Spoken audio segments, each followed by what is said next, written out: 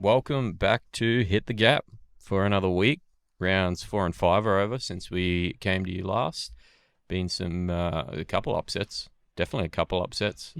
This round just been anyway, round 5. I mean, honestly. Yep. Holy. Yeah, yep. A lot of injuries too the last 2 rounds, which is rather unfortunate for a few teams. We'll get into those.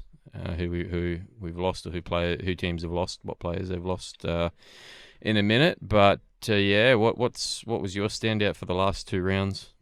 I mean, the Bulldogs. Yep. Seriously. Talking about upsets, that's the upset of the century, right? I mean, I want to know who actually tipped them in the world. Other than Rusty. Who tipped them even he didn't tip them. Oh no. Even he tipped Riley Roosters. against the boys, and it did him wrong. I couldn't believe it. I could not believe it. It's just one of those. It's one of those anomalies where, I mean, understandably they had a lot of injuries that game. Yeah, there were both sides. Brutal. It was a brutal game. Yeah, Kick out absolutely just demolished people. Yeah, but my goodness, I don't think.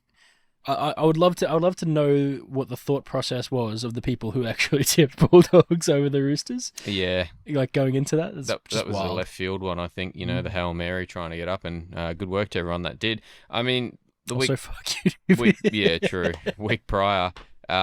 Gain, funny enough, both weeks they've only either won or lost by 4 points. It's only been a 4-point margin, so close. Both relatively high scoring games, I guess you'd say.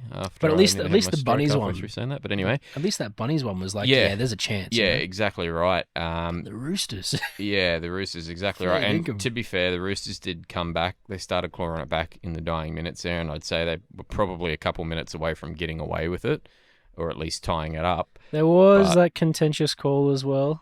I believe there was a contentious call in the dying moments of the game. Okay, yep. I can't remember exactly what it was, but I do know that there was a bit of whinging about it. So okay, yep. I mean, just give the doggies the win, seriously. Yeah, let them have it. It's been I mean, ever since the start of the season, they've haven't been super disappointing, but they haven't been the greatest, and it seems as though they've started to improve, much like the Tigers. We've seen improvement or fight in them, and it's almost paying off. The Rabbitohs game, obviously, we all know how bad the Rabbitohs are doing at the moment, so they're not the greatest to judge them against. But beating the Roosters was quite an effort, I think, in my opinion. That's because they're a team that have been since the start of the season and have been doing all right. So I mean, if that was going to be a test the last couple of rounds, that would have been it. So which is odd because the Roosters are normally slow starters. So yeah, and this year they've come out of the gate sort of bolting, which is good for them. But I mean, suffering a couple injuries the last few weeks and whatnot, and going down to the Dogs. Round just been, as we said.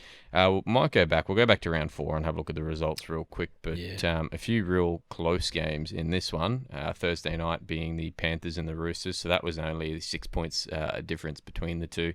Panthers did really well on that one, I think, with Schneider filling in for Cleary. Like, he just slotted in and did his job. Man, honestly, I didn't think he would have really any impact at all, and he was probably almost as impactful as Kenny. Yeah, definitely right. Yeah, you're not wrong.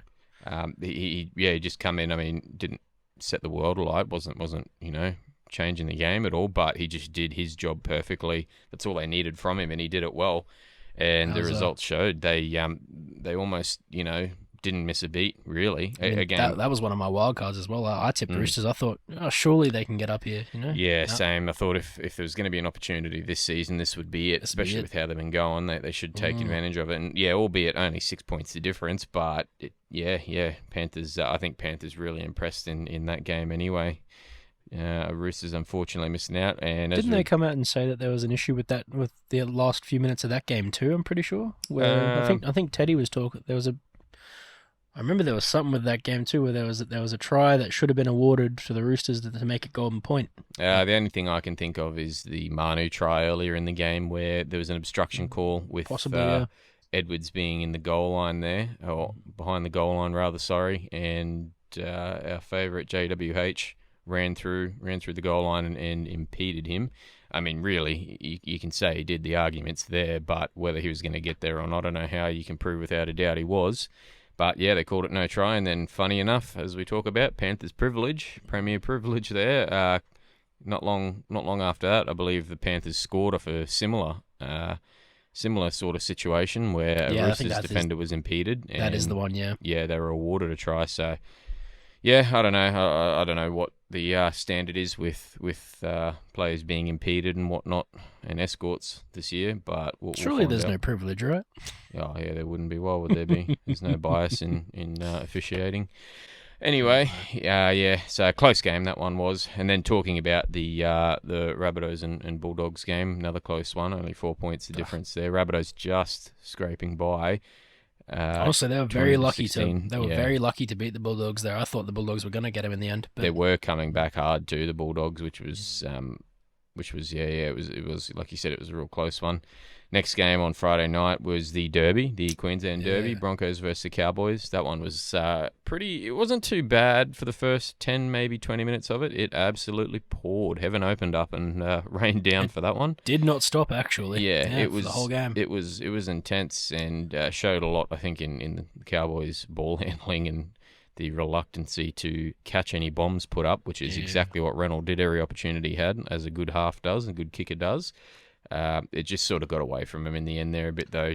I think you'll also find that even from like a defensive standpoint as well, they did really, really well to keep Reynolds very covered up when he was going for those bombs too. So you couldn't even contest him in the rain. Yeah. And then on top of that, you had to try and realistically, just one man try and catch the ball. Yeah. And you've got a bunch of people running up here as well. So it's just I understand the pressure, and I understand that it's not really easy or it's not really easy to train for that sort of situation where you're trying to catch bombs like that in the rain, especially heavy pouring rain. It was blasting down, and he did get a bit of a rain on it when like a bit of a handle on it when like the rain sort of stopped a little bit towards the second half or through the second half. But yeah,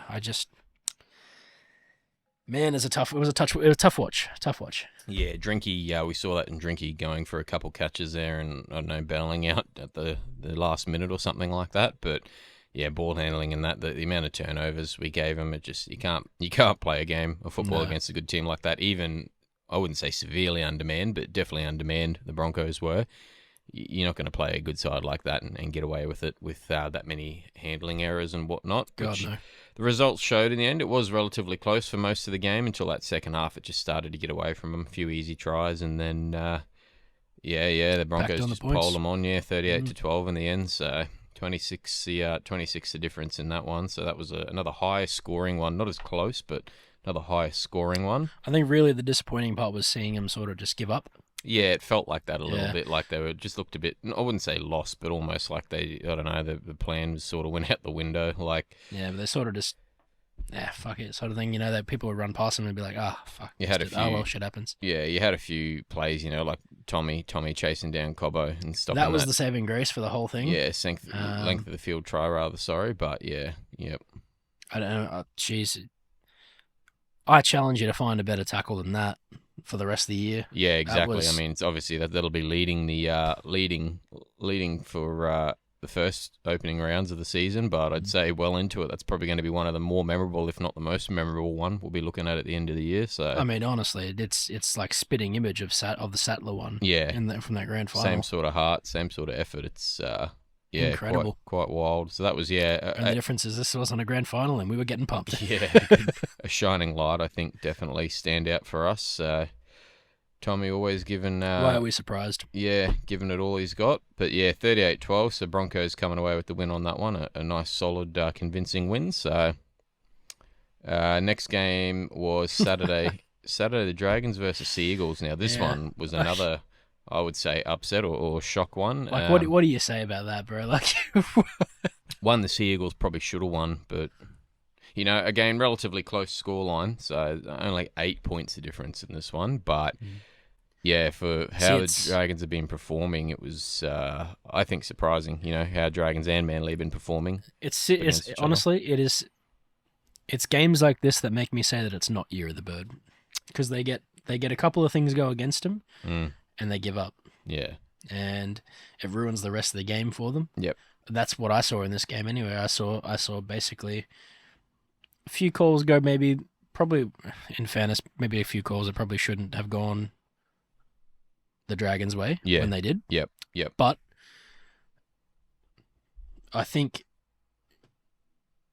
just the fact that they would get these negative outcomes and not just sort of muscle up instead, and they'd sort of just sit back on their line, they'd bunch up, and then it's just, you got people like, you do that to Lomax or Sloan, and they're just going to run around you, and that's exactly what they did. Right. And we've seen them do it that many times, and successfully too. And that's the only way that they can sort of get up the Dragons, I feel like. I mean, they've got a really big forward pack as well, but they don't run nearly as hard as I reckon, as those outsides for sure. Yeah, the outsides and backs, man, they kill it for the Dragons, and they really stood up this game and took it by the fucking scruff. So yep. So 20-12 in that one, which is funny. You talk about it, the year of the bird. There, they can play horrendously like that, but then the next week come out and pump the reigning premiers. So we'll get onto that in a minute. But yeah.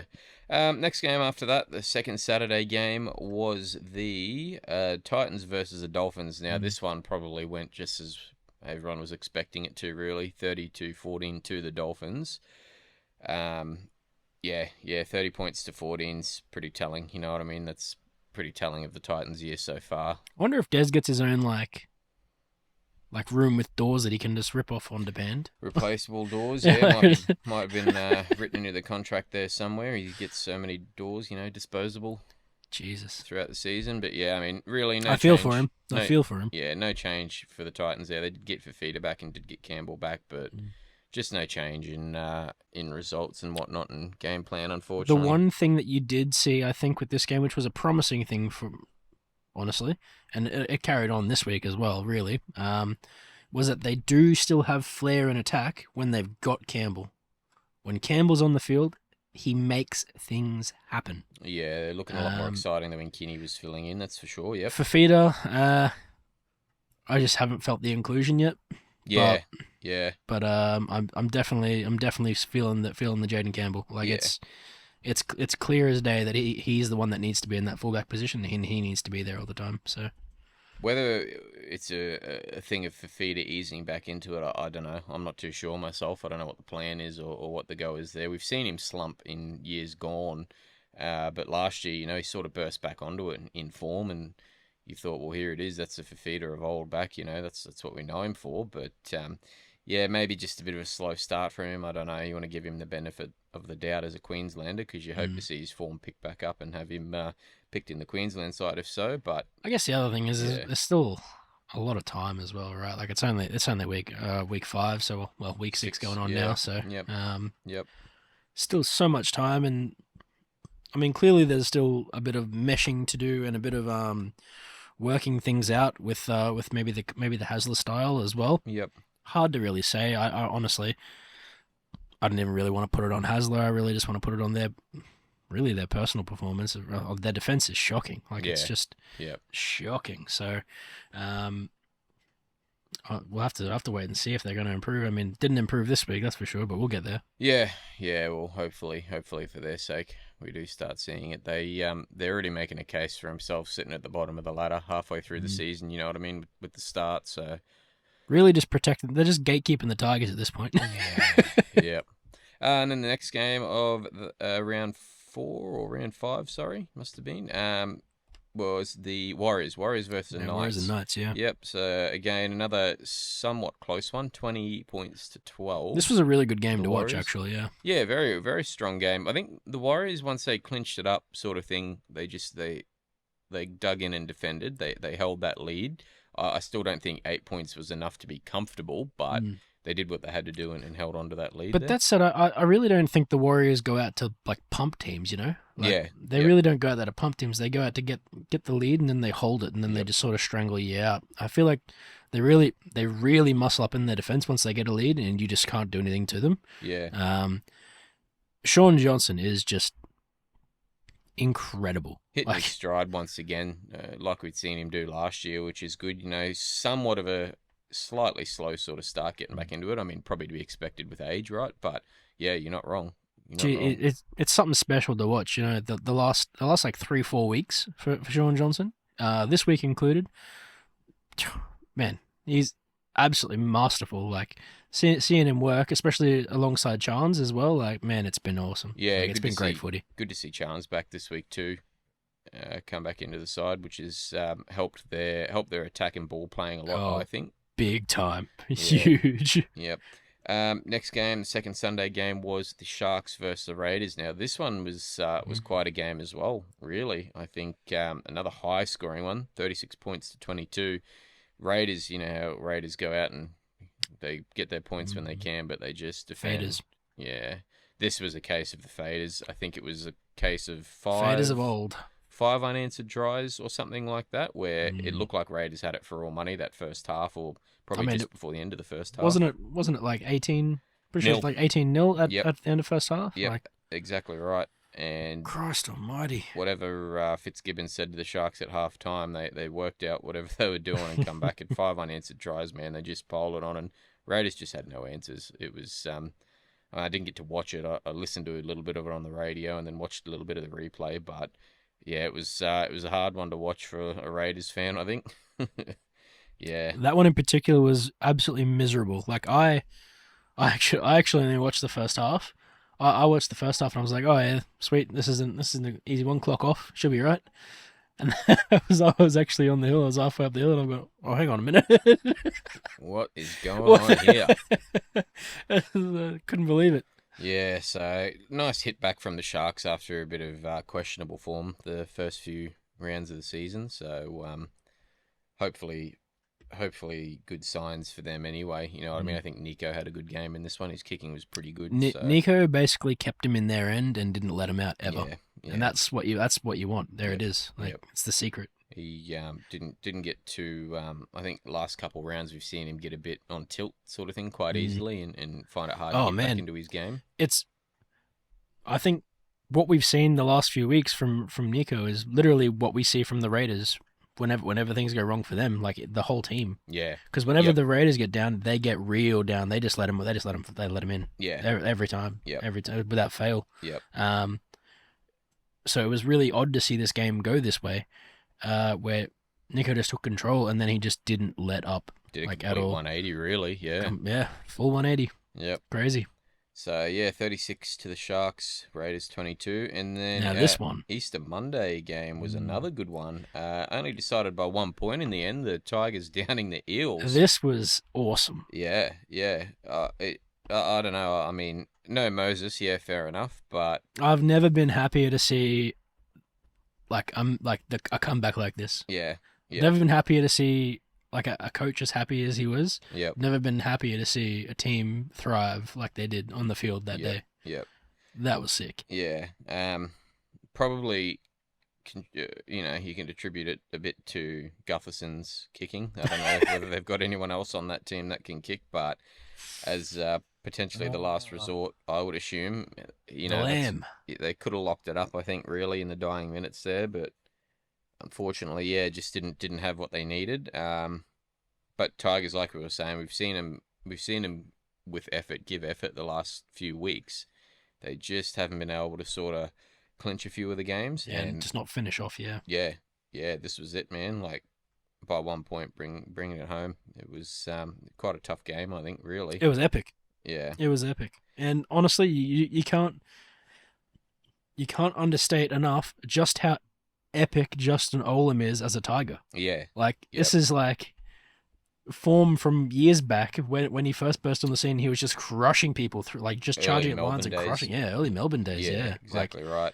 He was literally running at people and just crimpling them. I think he's maybe sort of found his spot again or whatever, or the cohesion within the team, which is good. He can rely on his inside man or his half to give him the ball or edge to give him the ball or whatever. And I think it's a confidence thing as well. He's in a team where he's not expected to go as hard maybe, or he's in a teteam where he can fly under the radar a bit and be the underdog, and as long as he does his job, he's doing well. Or it's helping the cause, sort of thing. Yeah, exactly. It's probably right. It could absolutely be a mentality thing, but geez, we love Justin Olam. PNG once again, another week of PNG. PNG baby. PNG NRL fans be going off. Let's go. So yeah, 1 point to the Tigers, and that one 17-16 to round out the Easter weekend. We'll move on to round 5, round just gone now. This one was a disappointing result for Broncos fans, but man, you can't be disappointed with the game in the end. This was one of the best games of the season, honestly, straight up. Yep. So we've been saying it each week. There's probably been a game that's just topped expectations each week. Game of the season. Which is epic for any footy fan, honestly. But yeah, I mean, it keeps producing. You know what I mean? I think even the first 3 games of this round were really tight competition, real solid games. Yep. Like Storm 34 to the Broncos 32 in the Thursday night game. That just, they played until the dying seconds in that game there. Broncos, not giving up, putting their heads down, and really they nearly brought it back, nearly come back with it. But Storm just too good in the end, defending him and holding him out. Hopefully Rano is good for next week. There's talk he is, but they get Walsh back next week as well, so they should be back on the pump. Is that Walsh is back confirmed? Is it now? Yeah, yep. Nice. They did lose him, I think, in the second half or just before the second half, if I'm not mistaken. Before second half, they lost. Just as the second half was pretty much starting. So. Yep. So that was a big out for the Broncos. It sort of threw things up in the air a little bit, which made it harder for them. Lost a bit of the direction, then just couldn't get it going. Yeah. But that being said, like we were saying, man, like for the way they brought it back in the end and the end scoreline there, like it was quite telling of the effort they put in, the Broncos, in that one there. But Melbourne just too good, 34-32 in the end, and massive scorelines, man, like 68 points all up, like that's huge. And then the Friday game, Bulldogs versus the Roosters. Bulldogs coming away with the win again.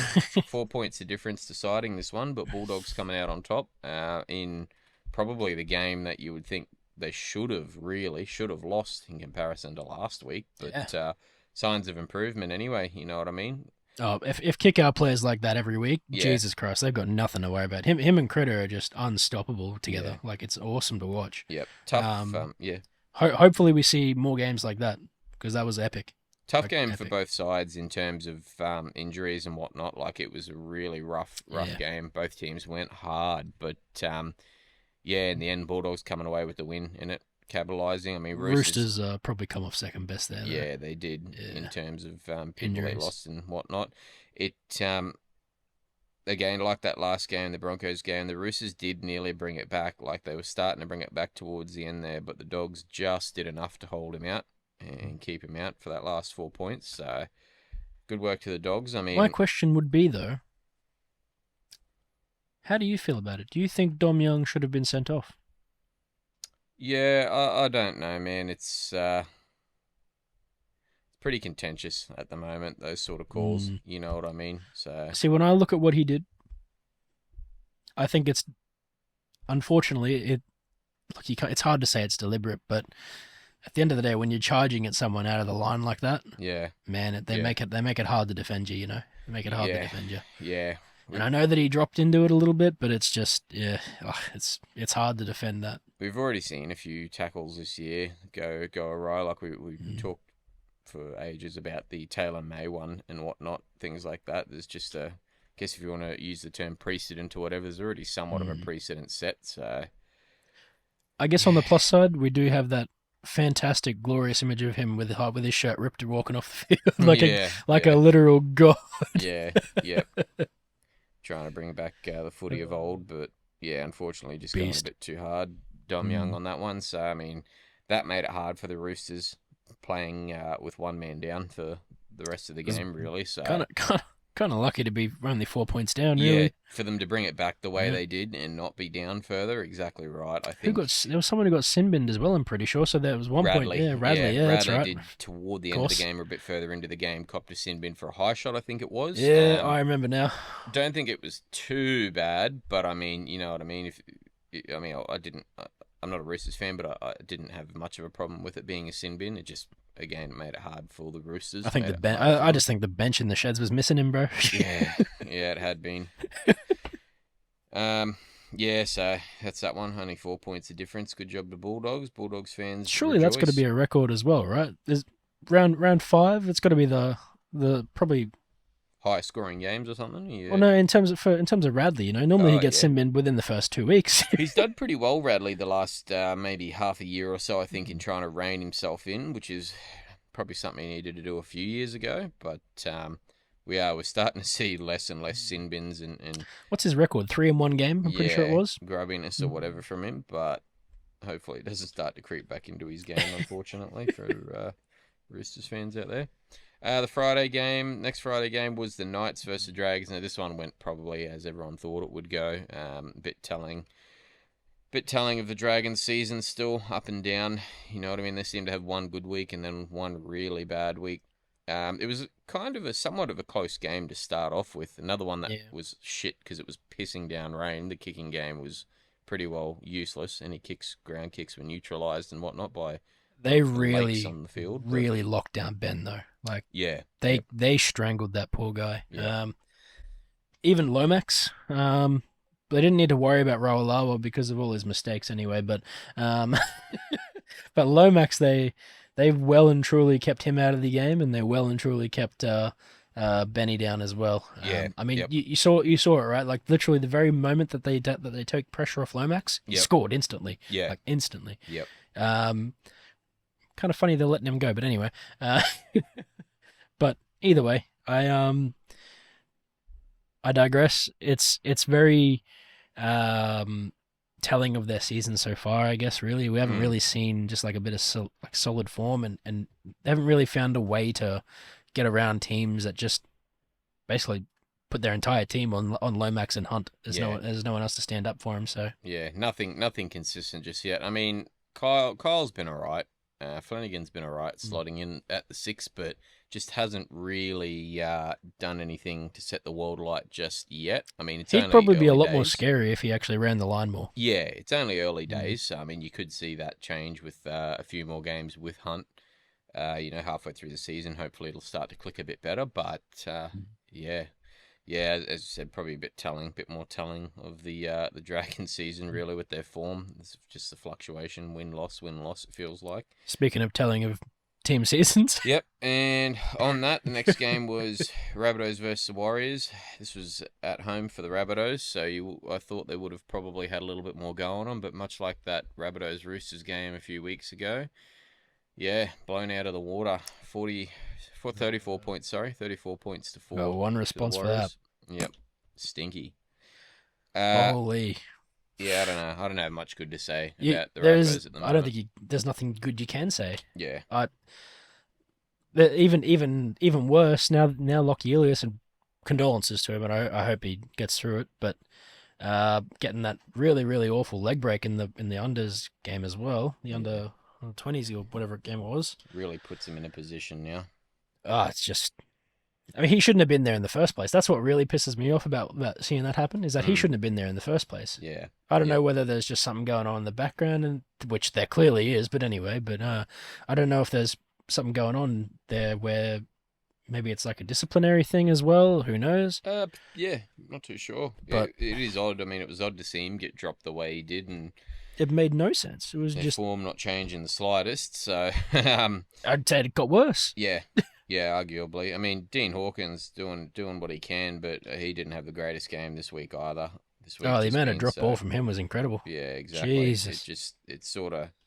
I mean, you can't put it all on his shoulders. He's not coming in and he's not going to save it by any means. But, I don't think he'd done too bad slotting in the week prior and whatnot. I feel like every time we talk about a Rabbits game as well, there's always something negative to say about something Latrell's done as well, which is a bit frustrating because he's sort of someone who you should be looking up to sort of lead the team, to sort of get their head straight, you know? Yeah.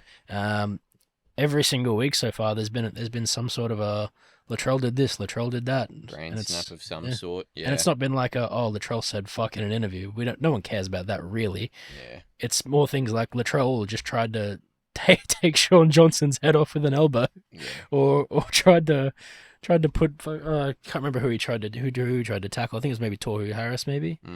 I can't remember, but he lifted someone up this week, and it was so silly. It was just ill discipline, and probably signs of him not really giving a fuck or getting over it. I don't know, but I find it hard to defend him at times. Like, I like to try and give him the benefit of the doubt when I can, because as we've said multiple times, dude's literally GI if he wants to be. Yeah, that's the thing. I don't like to compare the two, but he is a star. He's a star, there's no doubt, and when he is in form, he's one of the best fullbacks going at the moment, one of the best players. I think you could put him literally fullback or center, and he'd rock it no matter what. Yeah, but he just has not. I don't know.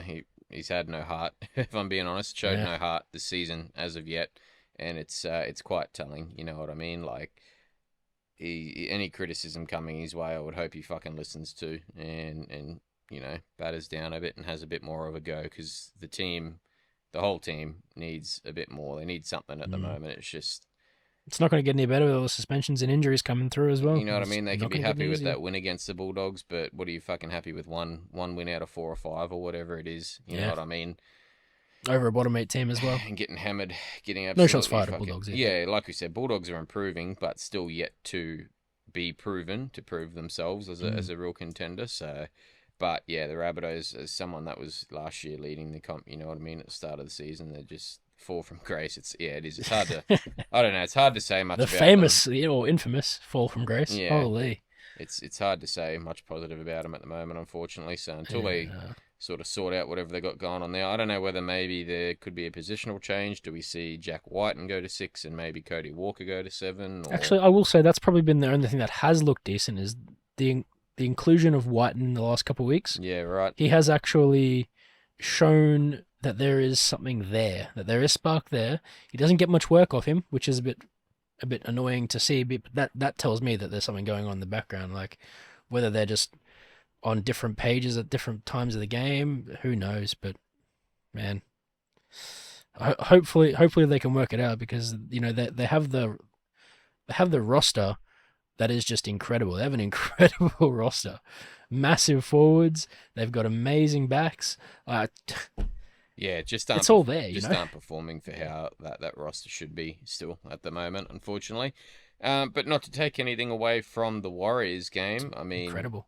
As bad as the Rabbitohs were, the Warriors were better by fucking leaps and bounds. Again, as we were talking about just before, Johnson coming back into the game. They're all starting to sort of slot back in. I think RTS going back to fullback in that game was a godsend for them. Wade Egan. Yeah, and Wade Egan as well. Oh my God. Getting Wade Egan back after that elbow injury or whatever it was, forearm injury. Yeah, he's one of the informed hookers at the moment, which is good. Oh, he just carved them every time he got the ball. He made them pay. Like he made them just pay literally every time he got that ball. Yep. Whether it was just from a meter advantage or whether it was just from an outright try, he just made absolute mince of them. Yeah. Yep. So Warriors doing pretty well, picking up back to the form they had toward the end of last year, which is good. So doing as you'd probably expect at the moment. But yeah, that win 34-4, a 30-point difference in it, man, was quite insane, I thought. Good signs all around for the Warriors, which is pretty positive. Honestly, the rest of the season so far. As much as I don't like to play into the up the wars sort of rhetoric that they hammer really hard. Mm-hmm. You can't help it. You can't help but get behind it when you see how they play like that. Like it's just especially with that consistency. You know what I mean? We do tend to see teams sort of drop off a bit after having a really good season. They do sort of drop off a little bit, but it's just all the plays they do between Johnson, Egan, and Chance. The three of those guys working together is just it's poetry in motion. Great spine combination. Poetry in motion. Yeah, definitely. Next game being Saturday game was somewhat of a surprise. The result of this one, the Seagulls 32-18.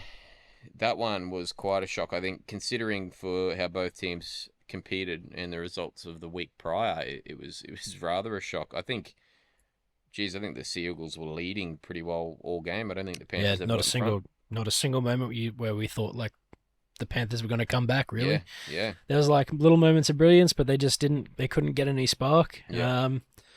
Even Edwards, he just. I don't know. He would find like little moments, and then there'd be no one there to back him. Which there normally is someone there to back him. So Edwards had that runaway try, which was quite good in my opinion. Well, he just did it himself. Yeah. Yeah, he went and did it himself. Exactly right. Yeah. It wasn't like a play off anyone else. I'm pretty sure it was an intercept. Yep. He picked and ran the field. So yeah, it was got to do. Tough day at the office for the Panthers. Whether they were just a bit off, I don't know. But Sea Eagles turning the results around from the week prior, which was good. Going down to the Dragons and probably going back to the drawing board and just looking at the basic aspects they got wrong. Can't believe I changed that tip. Yeah. I think that's one where I thought, because I didn't tip Panthers the week prior, right now I've got to tip Panthers this one. They're just too. I had too Manly, man. I had them, and I was like, you know what? Oh, what if they bounce back after last week, man? It's the Dragons, bro. Surely they come back. Yeah. Just. Yeah. Nope. Unlucky. But yeah, good one to Sea Eagles there, 32-18, which is a relatively convincing win in my opinion. I think they did pretty good there.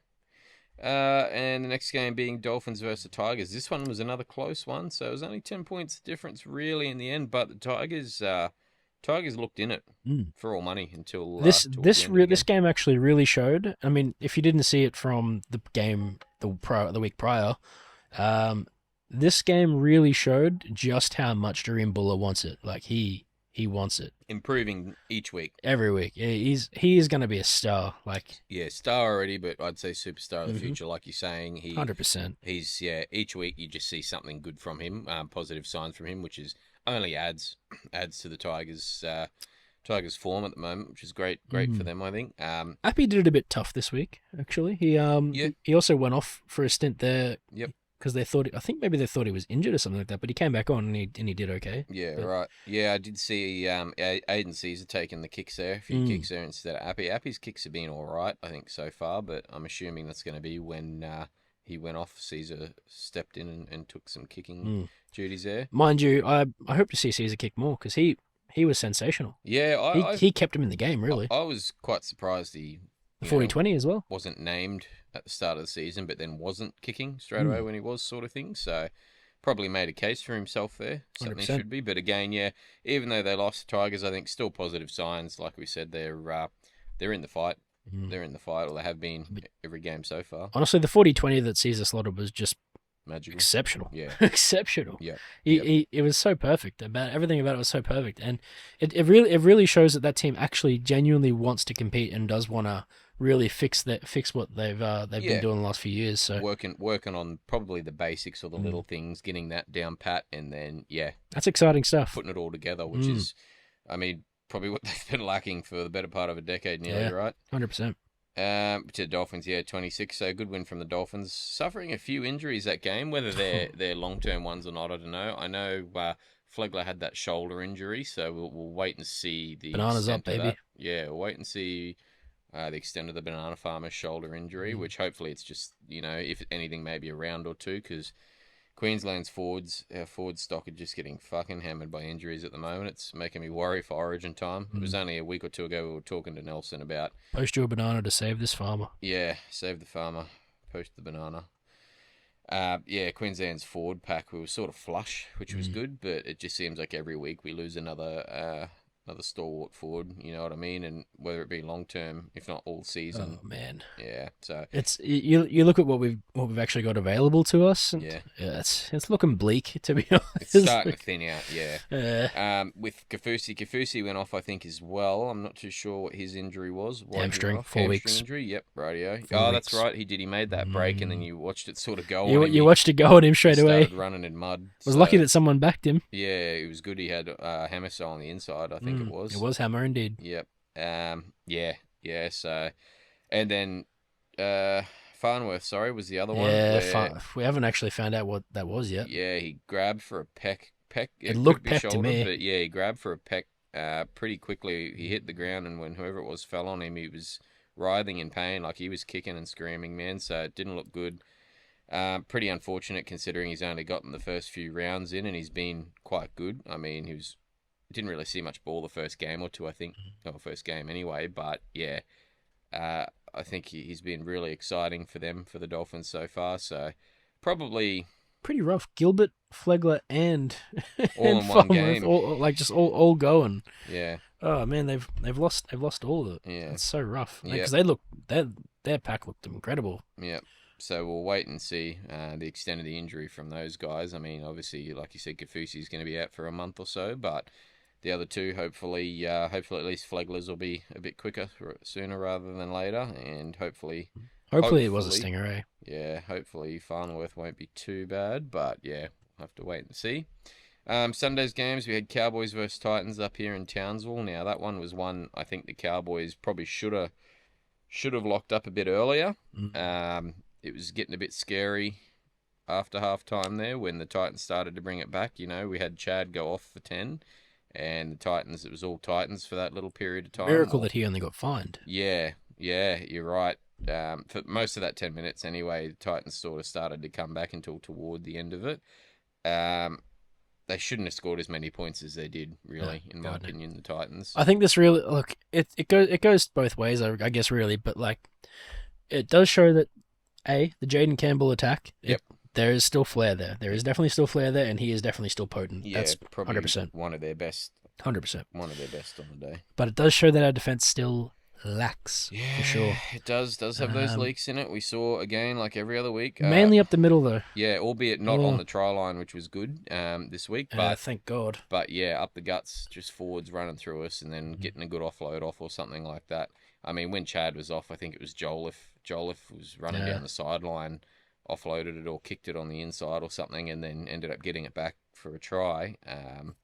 Should have been that play, should have been shut down before then. You know what I mean? But is what it is. We did come away with the 2 points, so 13 points ahead thanks to Chaddy kicking that field goal in the first half. The second half. Second half. Okay. Second half. Yep. And you can if that's not a play from a dribbler, then I don't know. I don't know what is. Cows 13+. Yeah, Cows 13+, baby. Yeah, shout out Chaddy. I'm a big Chad Townsend guy. Yeah, I think that's my take on it. Is we should have locked it up well before then, especially for how the Titans played and how they have been playing. Titans probably should not have had as many points as they did, but it does sort of point out some a few worrying areas still for us. But the descent call as well. Yeah, not too sure what happened with that one. That was an odd one because I mean, you never know, you never hear what players say or whatever, but it didn't really look too much like Felt was giving Butler a mouthful. It didn't, or if there was, it can't have been that bad, but like, yeah, you know, he was told to go back. He went back. Yeah. He obviously didn't go back far enough, and then he said something. It was back chat. I mean, it was definite back chat there. We saw that for sure, but what he said, I don't know, because from that moment on, Butler just did not want the Cowboys to have anything. He did not want us to have any opportunity. Every harsh call he could, you know, and I'm not one to say, hey, we got dudded by the ref because we didn't get dudded. We didn't get dudded. We still won pretty clearly. Yeah, but it was very obvious the opinion Butler had, because I think it was probably a set or two after that the exact same play happened, and Titans didn't get made to go back and play the ball at all. It was let go. So whatever Felt said, I do hope he said something lasting, because or maybe not lasting, so that he doesn't do it to us again. Geez, I won't say bias, but the calls really lost calls, the ref after that. I think it was not great. Not great. But yeah, coming away with the win 35-22. So wouldn't say super convincing, but still a good enough lead, I think, and as it should have been. You know, we should have been ahead by more, but yeah. I mean, realistically, there's probably 12 points that the Titans have there that they shouldn't have had. Shouldn't have got. Yeah, exactly. They shouldn't have had those points because they all came off penalties that they shouldn't have gotten. Yeah. No reason. But again, that's right. That's just probably pointing out some weak points in the Cowboys' defense, and that you could even argue that those leaks there are probably due to maybe a bit of tilt from the bad calls, but even still, it's no excuse really. You know, we should have locked it up a lot earlier. Not when it's something that's been happening since the start of the round, start of the season. Really, we should have definitely had that like ironed out. Yeah, the Broncos game, going back to the Broncos game, that's again proof of it, you know, points off penalties or errors. It's the good teams are not going to really get away with it. Yeah, too common of a thing at the moment. But yeah, Cowboys coming away with the win on that one. And the last game of the round being the Raiders versus the Eels. So there wasn't any fading in this one other than from the Eels. Yeah, and look, this result expected. Yeah. That scoreline? No. Not by that much. Yeah. No. Yeah, 41 points. 41 points to 8 is pretty dismal on the Eels' part. Ethan Strange, man. What a beast. He put on a bit of a clinic. He's each week he sort of started to whether he's gaining confidence or what, I don't know, but started to come into his own a bit more, which is good to see. It's good to see a good pairing between him and oh shit, I've had a mind blank there. Fogarty. Fogarty, yeah. Yeah, Jamal Fogarty. His kicking has been impeccable. Who's another one that's just getting in, and I mean he hasn't done anything. Again, hasn't done anything to set the world alight, but Fogarty's just doing his job and doing it well. And what more can you ask for? I think what I like most about Fogarty's kicking game is that he will always guarantee that he will put your team in a corner. Yeah. And he did it all night to these poor guys, Precise and it was kicking. Yep. Watching Clint try and come out of his own end was just it's just a joke. Yeah, the Eels I don't know, Eels just didn't have any answers. I mean, Sivo, despite Sivo scoring those 2 tries, I think he had a bit of a rough game as well. Like the amount of, I think, look, there is a saying that you miss 100% of the shots you don't take. Yeah. And that's essentially what happened to Sivo the entire night, because all they would do was, it was almost like they were relying on him to try and win them the game or something. Yeah, because pass the ball to Sivo. The amount of times that they sent the ball out to him was just ridiculous. Like, it's no wonder that his error count was so high, because the amount of times he got the ball was just stupid. Like, it was like, do you have any other plays, bro? A bit too reliant on him, almost. It was if anything. awful. Yeah. I mean, 2 tries off him, almost in the exact same fashion. It really goes to show that they were out of answers the entire, like, from the word go. Like, yeah. I know. I mean, Brown, he's not a 7. I think everyone knows that. He's doing the best he can, slotting into 7. And he is doing well, doing all right. But yeah, I think it's just having that young Blaze Talangi slotting in there. It is what it is at the moment. They're sort of doing what they can with what they've got.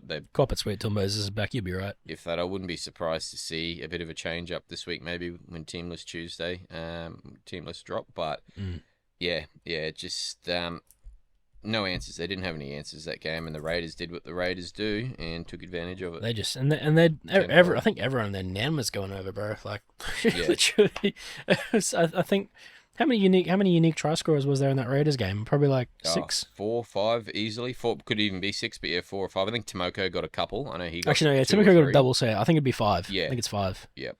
But it like, I'm pretty sure Hudson Young got one. I know Hudson got one. Yep. Xavier Savage got one. Yep. Yeah, mind blank. But I know there was a lot of people going over. Levi got one, which was it looked like it was going to be called back, but ended up getting. I think also, yeah, you're right. Sorry, Hudson Young got one. Yeah, yep. Yeah, so big, massive scoreline for that one there. Again, another one with that was surprising. Maybe not so much for the result, but for the end score. I can't believe how bad they let it go. Like, yeah.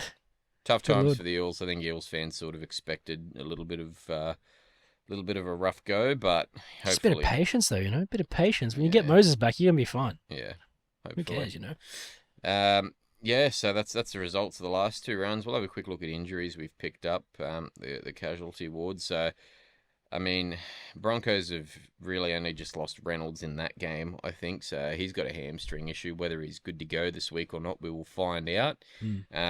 Hopefully he is, because Broncos really interesting that it still says Welsh for round 8, even though they've already said he'll probably be back this week. Yeah, whether it's confirmed or not, we will. I mean, we'll find out.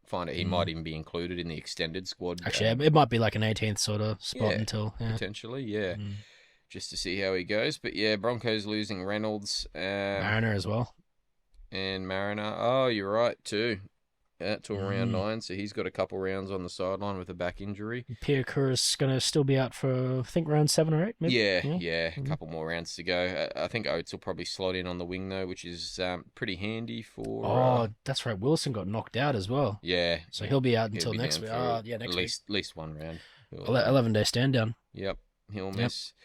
Bulldogs, they lost...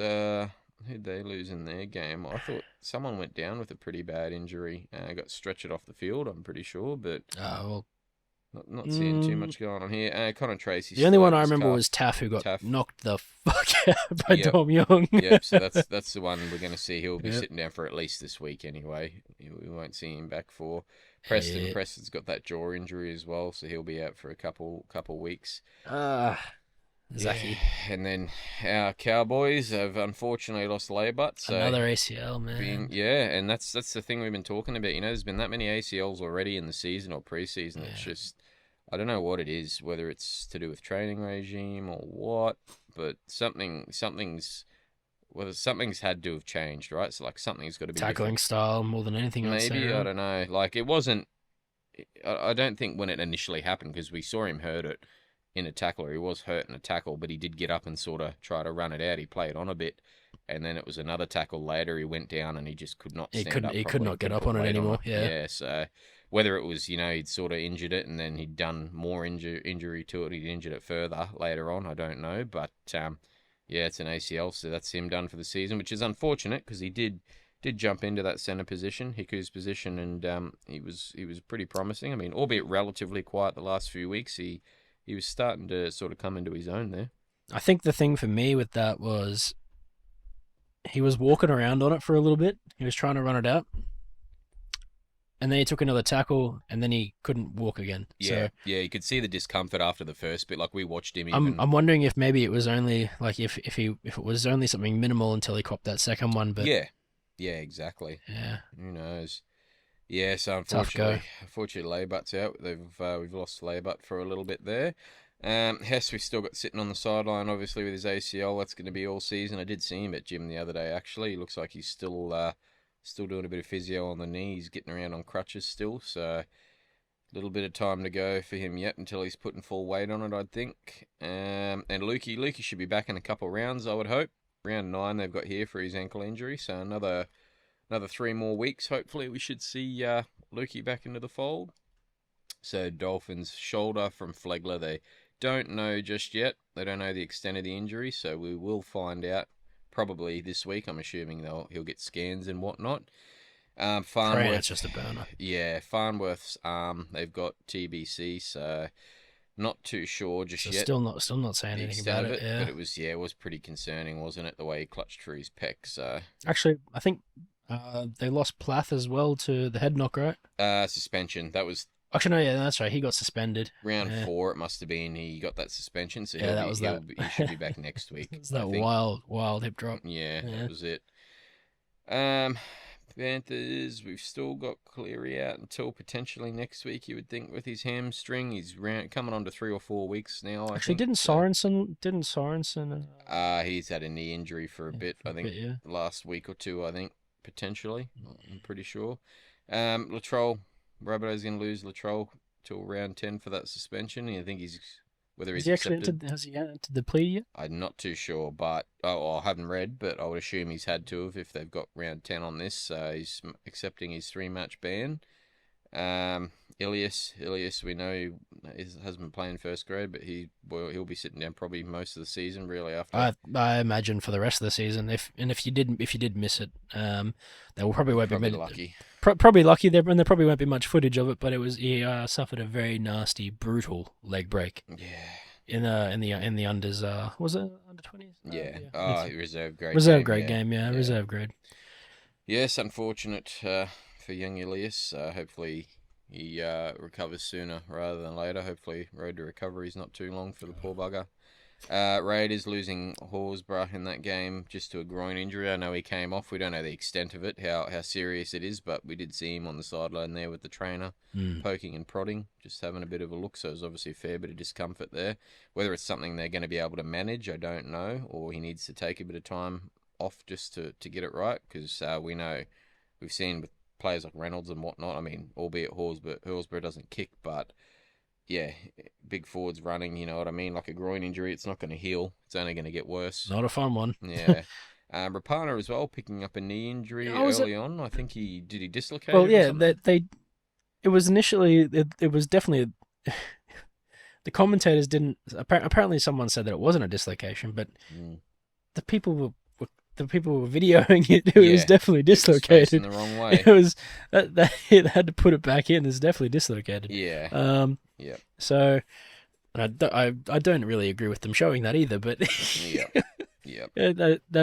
I imagine he'll probably get a couple, unless he's really okay. But hard to believe, right? He's getting pretty old. Yeah, we'll see. I mean, Tim was Tuesday by name, but we'll see what goes on there. Whether he misses 1 or 2 weeks, you know what I mean, just to let it recover. But he did come on and play, like we said. Came on, played, and pumped as well. Absolutely pumped. They just give him a bit of time to settle down and let it heal. But yeah, Teddy, Walker, and Smith, Sandon Smith. That is. Now Teddy, this is concussion number 10. Mm-hmm. Getting up into starting to get toward Boyd Cordner starting to get Cordner levels, yeah. They'll be managing him for a bit, so not good. You don't want to lose a player like Teddy just to head knocks and whatnot permanently. So I think they're better off doing what they got to do to manage him and, like Ponga, help him get back into the position he needs to be. And you'd almost rather see a friggin' hamstring injury from him, man. Like, yeah. Jesus, such a it's such a frustrating thing to go out on, you know. Yeah, getting back into form. You know, the Teddy we know he can be. So hopefully, especially this year, he's had a good crack this year. Exactly right. Hopefully, he does take it easy the next couple of weeks. He's going to miss this week, and he should be able to come back next week with that 11-day stand down thing. But Dom Young's going to be 2 weeks, right? Yeah, suspension. From what I've seen with the suspension, Sandon Smith as well. He's got that elbow injury. Walker again with the concussion, and some pretty nasty concussions the last couple of weeks. At least 2 rounds. So many Cat 1 HIAs. Most of them, 1 or 2 rounds.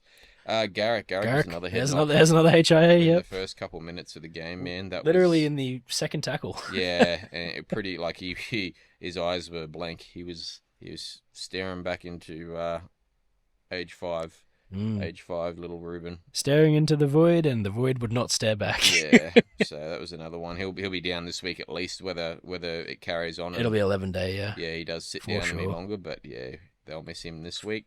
DWZ, I think, who was a late exclusion from the round. Back this week, though. Yeah, hopefully back this week. It was a hamstring. That's going to be sick. Like, that's going to be awesome. Get him back in. With how they're playing now, man. Yep. With Metcalf, he's got that leg injury, so they're still not too sure when they're going to see him back, unfortunately. Galvin from the Tigers, he should be back next week after he serves his 2-game suspension for that hip drop. And Samuela Fainu with the head knock, I would think would be out for. Actually, yeah, that's right. Samuela got knocked out, and Latu, he did his hamstring off camera. Oh, jeez. Yeah. Off camera. Another hammy. Yep. Yeah, that's which is unfortunate. Very, very young kid. Yep. So we're seeing the injuries rack up for every team. It's starting to get hard. I feel bad for fantasy players at the moment, you know what I mean? But every team's got a handful of injuries, and first grade players at that. So yeah. And then you bring a reserve, and it seems like the reserves get injured. So we'll have a quick look at this round 6. Thursday's game. We've got the Knights versus the Roosters, 7:50 p.m. Tough one. It is at Knights home ground, but I think I'll probably go the Knights on this myself. I got to be honest. Just with the people sitting down and whatnot. No Teddy. It's got to be Knights, man. Yeah. Honestly, if that comes back to bite me in the ass, so be it. But I just feel like the Knights are gonna absolutely destroy them on the edges. Hope to see Manu go back to fullback, which is likely what'll happen. We know how well he plays there and performs there. But yeah, I think with all the outs they've got, Sandon Smith, Sam Walker, Teddy, and their forwards that are still out. I mean, honestly, just losing Teddy's. Young now as well. Dom Young's out now too, so I think they're just going to be exposed everywhere, Be tough for them for this week anyway. So I'll go Knights on that one. Friday's game, Storm versus Bulldogs. I think that's a pretty clear cut one. The Storm, although the Bulldogs have been quite good. I think they will put up a good fight. It is in Melbourne. That is a ridiculous figure though that they're paying. $7, yeah. Especially with the form that they're getting. Like it's not unheard of for the Storm to be complacent and drop a game. Yep. Yeah, but with a near full strength Storm side, they've got their spine back at the moment. I think it's got to be Storm. It's got to be Storm for me as well. But it is wild to see a $7 figure on the Bulldogs. Like, that's wild. After performing the last couple of weeks, anyway. Good Lord. The other Friday night game, surprise, Suncorp Stadium, Broncos versus Dolphins. Look, even if Reynolds is out, I'm probably going to go with the Broncos in this one. I I think Katoa's been having a good game for the Dolphins. He's been doing real well, slotting into that spot and making number 7 his own. But while O'Sullivan hasn't been there, or O'Sullivan's been dropped, I should say. But yeah, I think it's still going to be Broncos. I mean, seeing how they performed without some of their players against the Cows the other week, and then yeah, I think Payne Haas is back, or are they resting him for another week? I haven't seen just yet. We'll see when Teamless. We'll see Teamless. I guess Teamless tonight. So yeah, but he's got to be soon. He's got to be. Well, I think it was 6 weeks. They projected it for between round 6 and round 8. Yeah, I think it might be because he did have to have surgery. We haven't heard much more yet, but if they've got Payne and they've got Reese, then I'm tipping Bronx for sure. Yep. But if they don't have them, I might actually go for the cheeky Dolphins. Thinking Finns, yeah, I might go for the Fins up. Yep. Yeah, again, we'll see how they go. I mean, Dolphins are going to have less in the way of changed side, depending on some of these injuries. No, they're going to get carved centers, actually. They're going to get carved in the centers. No, I'm going Bronx. I'm locking it in. Broncos. Lock it in, Eddie. Yep. So I think unanimous for Broncos on that one. Saturday's games, Warriors versus Sea Eagles. That one's back in New Zealand. Think I'll have to tip the Warriors on that just after the form of the Warriors. I mean, it was pretty impressive from the Sea Eagles last week. I can't deny that. Year of the bird or not, good luck going to NZ against them Warriors, bro. Yeah, they're starting to run hot at the moment, the Warriors, and good luck having most of their players back at the moment. I think I've got Wales. Got to be Warriors on that one. And then Saturday, 5:30 p.m. game is the Eels versus Cowboys down in Sydney, CommBank Stadium. Tipping Cows. I've got Cows by 8. Yeah, for this one. I mean, last week's result from the Eels out of the question. Not taking that into consideration. I just think they just don't have any cohesion just yet. The thing for me about this game is that the Eels are statistically pretty good against us. Yeah. And even though they'll have no Moses, yep, I still think that they'll put up a good fight. Yep. Especially at home. Yep. And also, we're not that great outside of Queensland. Yep. So. Yeah, it does make it a bit hard. Mm-hmm. But yeah, I think I've got to be honest. I think it's got to be the Cowboys coming away with that one. I'll be going Cows for sure. Yep. The next game, the last Saturday game, is Rabbitohs versus the Sharks at a core.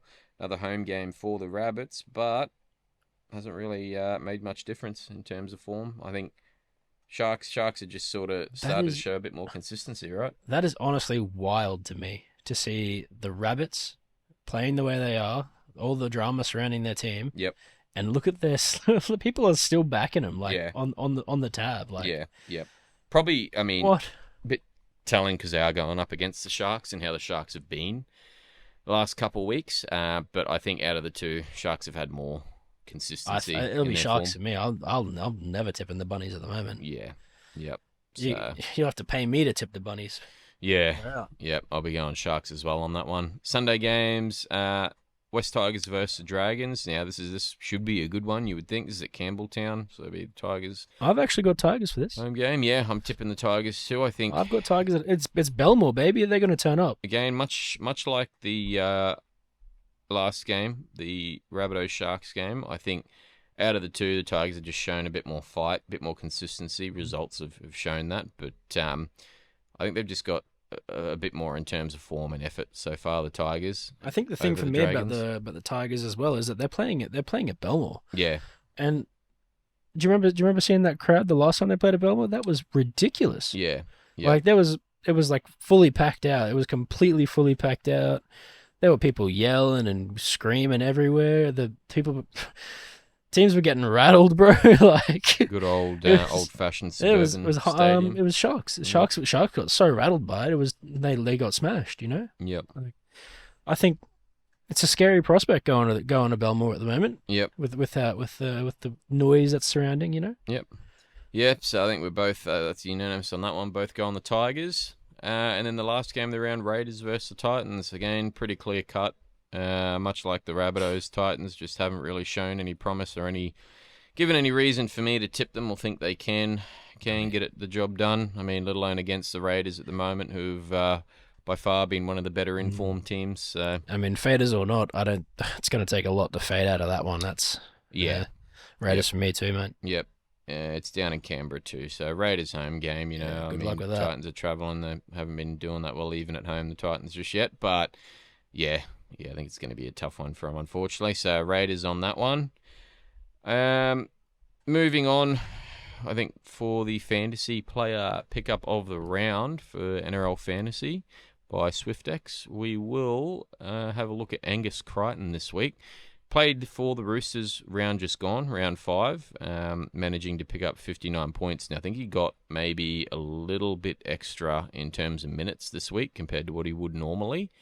But providing he can get at least, 50 minutes or so a game, I think he's going to score pretty consistently, 40s to 50s. He's pretty underpriced at the moment, 442k, so quite a good pickup. He's a mid-price one for someone that can perform, and he will make a bit of money. His break-even at the moment, I believe, sitting probably around 40 points or so. So there is potential to make a little bit of money, but you probably can wait a week or so as well just to see what his minutes are if you want to. But I'm thinking for a sneaky little smoky for a good mid-player, looking at Angus Crichton from the Roosters. That'll be my suggestion for the pickup of the round for fantasy. Now, do you have a play or try of the fortnight you want to talk on? Yeah, I do. I think like I said with the review there of the rounds, if you've been watching the Warriors games, it's sensational. It's quite frankly sensational. I mean, this is what I got. I got Wade Egan for this one. So, granted, Chance scored this try, just to be clear. Chance scored the try, but Wade Egan is just something else. Like, Wade Egan is something else. Like, look at this. This is incredible. Straight through the guts. Absolute bait dummy with just a backward flick. It's just... Bang, straight to Johnson. Thank you very much. Oh, actually, it was Johnson who scored with Chance backing him, on the other side. It was basically Chance as the bait with Johnson on the other side. Oh, Gorgeous stuff. Effort. I mean, there was a lot of honourable mentions this week. Yep. But that one there is one that just takes the cake. I mean, I will give a shout out to the nut trucker of old Kenny Bromwich as well with his try. That was going over the line for the Dolphins. Yeah. Not just going over the line, but running up middle with a half to get a try. It was so good, man. Yep. Honourable mention. Shout out Kenny Bromwich. Reminiscent of Kenny of old. Hell yeah. Form from the Storm. Alrighty, well, I think that'll probably be it for the week. Round 4 and 5 concluded, and we're looking at round 6 coming up, and then round 7 the following week. I think pretty good rounds overall. Last couple of rounds of football, it's been, there hasn't been any real bad games or horrible games that have made it hard to watch, I think, the last few weeks. So hopefully they can continue that form, all the teams we've got, and I mean, it's like we said, literally every single week this so far, all 5 rounds, there's been at least probably 2 or 3 games the whole round where you've been like edge of your seat stuff. Like it's like, this is footy. This is what makes me feel alive. Yeah, exactly. Right. It's almost like it's each week there's one team or a couple teams trying to play for game of the year or something like that. You know what I mean? Yeah. Bloody oath. Yep. Yeah, so as always, give us a follow on Instagram, Hit the Gap Podcast. We're on there. We're on YouTube, where the video for this will be uploaded. Apple Podcasts and Spotify, if you want to listen. And you're not into watching on YouTube, but if you have any questions or anything, leave a comment or send us a message on there. We'll see what we can do. We'll bring it up on the next one and delve a bit further in if there's anything you'd like us to look at. But from us here on this one, thanks for listening this week, and we will catch you next time. Take it easy.